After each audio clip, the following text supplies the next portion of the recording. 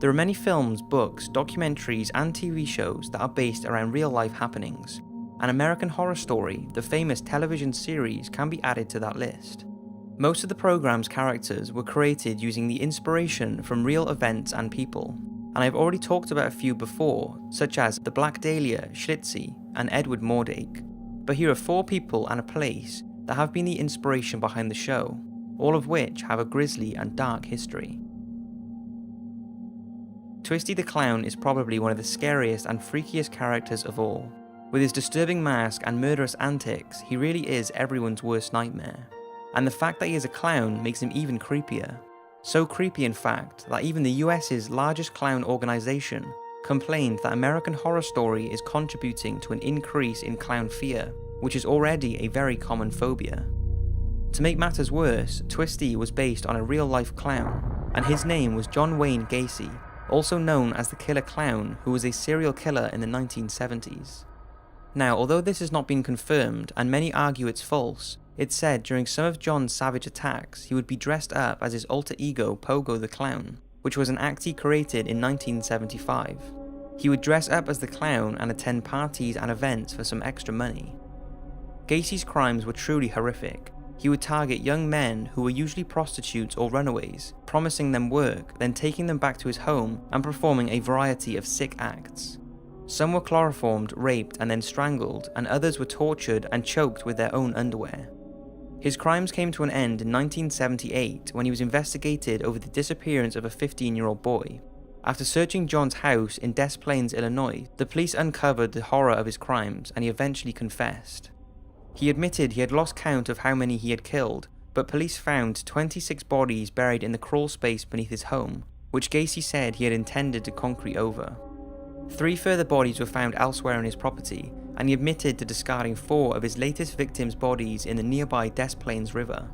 Gacy was convicted of 33 murders in total, although it's thought there are many more unconfirmed killings. In 1980, he was sentenced to death, and after spending 14 years on death row, was finally executed by lethal injection on the 10th of May 1994.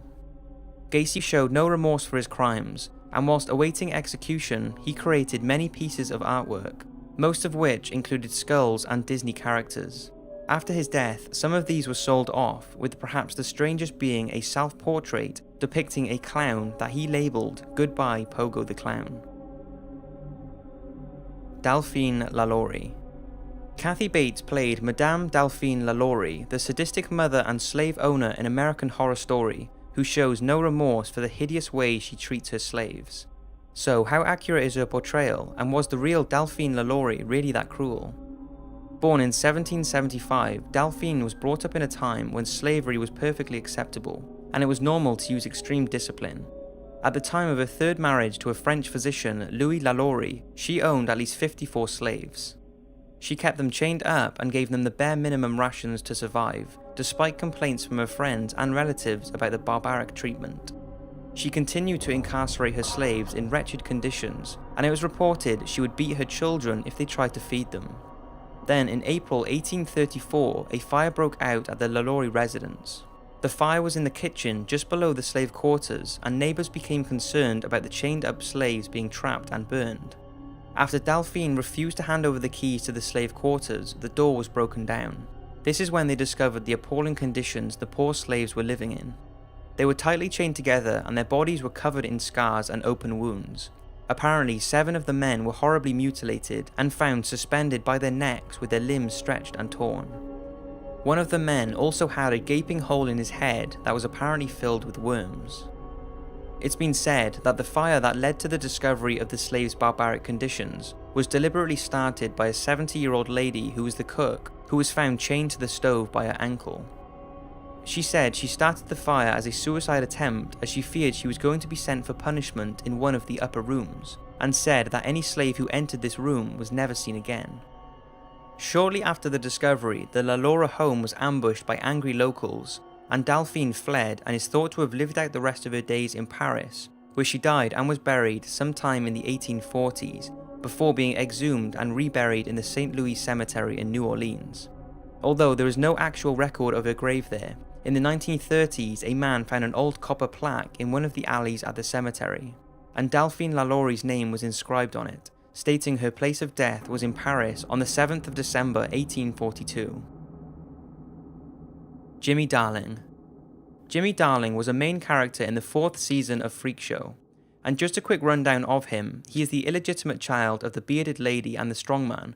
He has a condition called ectrodactyly, which means he has a deformed claw-like hand with digits missing, which earned him the stage name Lobster Boy. His deformities have been exploited all his life, with even his birth being a paid-for stage show. He is forced to perform in the Freak Show and can only dream of leading a normal life. But when some of his fellow performers are threatened, he viciously slits the throat of a policeman. His life spirals out of control when he is accused of being a mass murderer, and in a cruel twist, the lawyer trying to prove his innocence cuts off Jimmy's hands and sells them to the Museum of Curiosities. It's long been thought that Jimmy Darling was based on real-life ectrodactyly sufferer Grady Stiles Jr., who himself was a freak show performer called Lobster Boy who was born in 1937. His deformity was more extreme than Jimmy's, with both his fingers and feet fused together to form claw-like extremities. Grady was one of a long line of family members with the condition who all travelled around the country performing circus acts, earning them a very good living. And although Grady did marry and father 4 children, 2 of which were also affected with the condition, he, much like Jimmy Darling, dreamed of a normal life. Unhappy with the way things were, he became very abusive to his family and turned into a chronic alcoholic. And although unable to walk due to his deformity, he had developed incredible upper body strength, and this strength combined with his violent temper and alcoholism made him a very dangerous man. Things took a more violent turn after his eldest daughter got engaged to a man who Grady did not approve of, so he shot him with a shotgun on the eve of their wedding and killed him. Due to his disability, Grady was not jailed for his crime and instead was given 15 years probation. For a short time he stopped drinking and remarried his first wife, but soon fell back into alcoholism and became even more abusive, until in 1992 his wife had had enough. She paid a 17-year-old $1,500 to kill him. Shortly after, Grady was shot in his own home by his wife's hitman. In her defense, his wife said, "My husband was going to kill my family. I believe that from the bottom of my heart. I'm sorry this happened, but my family is now safe." If you are aware of this story and its link to American Horror Story, then you may already know that in the opening credits of Freak Show, a small statue appears with an unnerving likeliness to Grady. And also a snapshot of him can briefly be seen at the American Morbidity Museum in episode 3. The Axeman. The Axeman was a jazz musician who played the saxophone in various clubs throughout New Orleans. He was featured in Series 3 of American Horror Story and was a serial killer whose preferred weapon was of course an axe. He was killed in 1919 by the Coven to stop his reign of terror, but in the present day he is brought back through an Ouija board. While this character is actually based on a real serial killer known as the Axeman of New Orleans, who carried out a terrifying killing spree between May 1918 to October 1919. He would chisel his way into his victim's home, usually through the back door, before butchering the occupants with an axe, and one time a straight razor which he used to cut the victim's throat from ear to ear. In total, 8 murders were attributed to him, but there could have been many more. Most of his victims were Italian, and the killings caused an enormous amount of panic in the community. The scared citizens would stay in at night and would visualize the mad Axeman behind every corner. The already frightened community was scared once again on Friday the 14th of March 1919, when a strange letter was sent in to the editor of the New Orleans Times, supposedly written by the killer. It stated that he would kill again at 15 minutes past midnight on the night of March the 19th, but would spare those who played jazz music in their homes. That night, the clubs and bars of New Orleans filled to capacity and played jazz music all night long. But since some citizens did not attend and did not play jazz music in their homes, police believe the letter could have been a hoax since no one was killed that night. The Axeman was never caught by the police, but his crime spree stopped as mysteriously as it started, when a man by the name of Joseph Mumphrey, who had long been associated with the murders, was supposedly killed in 1920 by the widow of one of the Axeman's victims, and after this there was a sudden end to the killings. The whole story of the New Orleans Axeman is very long and complicated, so is probably worth a documentary, but that is the real story and inspiration behind American Horror Story's Axeman. The Cecil Hotel. Hotel is the much anticipated 5th season of American Horror Story, and the plot centers around the strange and bizarre happenings that take place at the fabricated Hotel Cortez set in Los Angeles. The hotel has a different horror lurking behind every door and is filled with demons, ghosts, and curses. So it's no surprise that the inspiration behind the hotel comes from old hotel horror films, but mainly the infamous Cecil Hotel in downtown Los Angeles that was opened in 1925. Now, if you've watched some of my other videos, you'll know this hotel is most famous for the place where Elisa Lam was mysteriously found dead in the rooftop's water tanks. But the hotel has also been plagued with seedy encounters, murders, and suicides, all of which were the inspiration behind the new season. For starters, the hotel was once home to the American serial killer Richard Ramirez, known as the Night Stalker, who terrorized Los Angeles in the 1980s, and was convicted of 13 murders.